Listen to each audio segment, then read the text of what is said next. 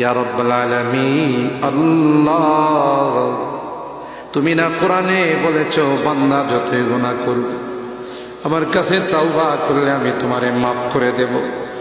মনে বড় আশা নিয়ে আল্লাহ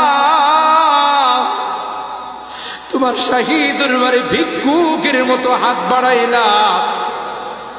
তুমি যদি ক্ষমা না করো, কে আমাদেরকে ক্ষমা করবে? কে আমাদের মাফ করবে? ভিক্ষুকে একজনের কাছে ভিক্ষা না পেলে আরেকজনের কাছে পায়। এক দুয়ার থেকে বিতাড়িত হলে আরেক দুয়ারে যায়। তোমার দরবার থেকে যদি মাহরুম হয়ে যায়, বিতাড়িত হয়ে যায়,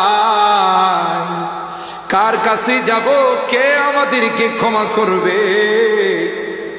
মালিক রে, কাঙ্গালের মতো হাত বাড়াইলাম, তাওবা করতেছি, আর জীবনে কোনোদিন নামাজ ছাড়ব না, আর জীবনে কোনো গুনাহ করব না।